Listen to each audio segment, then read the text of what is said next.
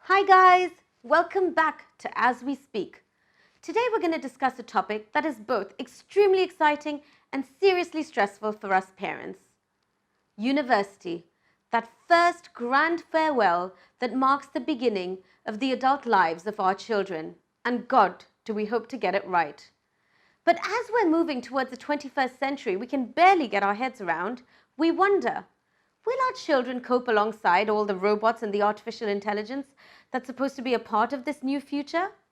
And finally, the big question, will university actually prepare them for this new future?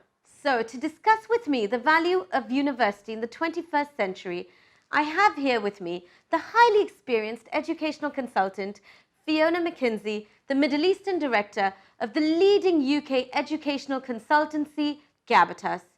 Fiona, thank you for being with us today and thank you for doing this. It's a pleasure, Karishma. Thank you for inviting me. Things are rapidly changing as we speak. So what do you think universities will look like in 2030 and going forward?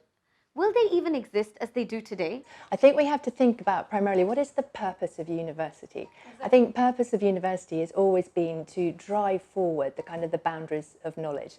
And I don't think that that's changing anytime soon. If you think about it, the first university was established in the 11th century in Bologna. They've been through a lot of challenges and changes over the centuries, and they're still going strong. So yes, I do think that universities will still exist in 2030. But will they look the same? That's really the question, I think, isn't it? And I think in many ways they will. But I think there will be some changes that are occurring already, actually. For example, I think universities are going to have to take a much more interdisciplinary approach.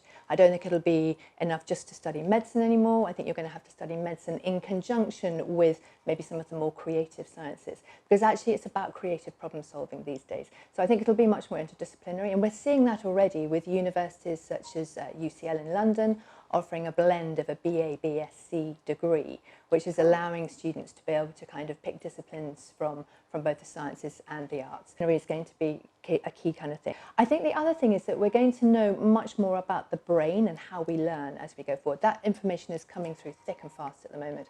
And I think, therefore, that we're going to be able to optimise students' learning. So universities are going to be able to develop strategies whereby they can really support students to learn at an optimal rate. I think also that we won't necessarily be just judging students on their knowledge anymore. At the moment, the way we assess children is through exams and how much knowledge have they mastered. I'm not sure that is going to be the most valuable criteria for judging a kind of student's future kind of pathway. A job site called Glassdoor recently published research which showed that the tech giants shaping our 21st century, like Google and Apple and IBM, no longer require candidates to have graduate degrees to be hired. So what skill sets should a child graduating from school have to be picked up by these companies?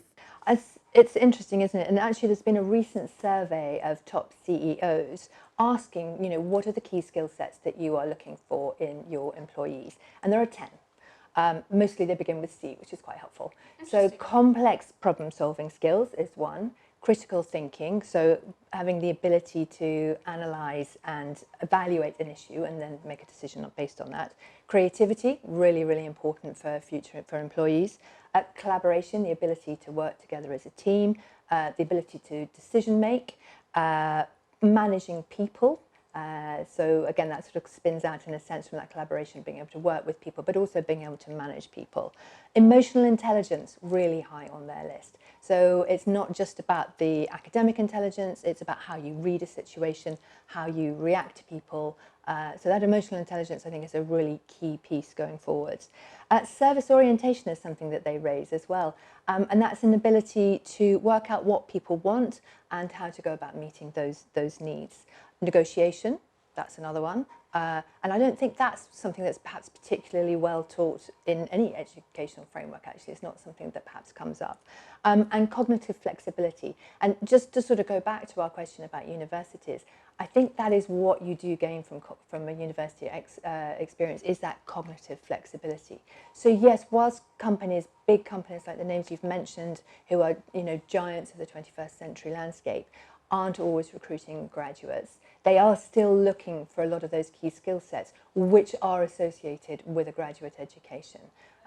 I think what I feel the difference is going to be going forwards is that you may not do this learning in university per se. You may go and join Apple or Amazon, and they will then train you on the job. So a lot of these companies are actually working really closely with universities to devise modules that are tailor-made for their specific organisation to deliver the skills that they need their staff to have. Fiona has answered some critical questions regarding our children's future.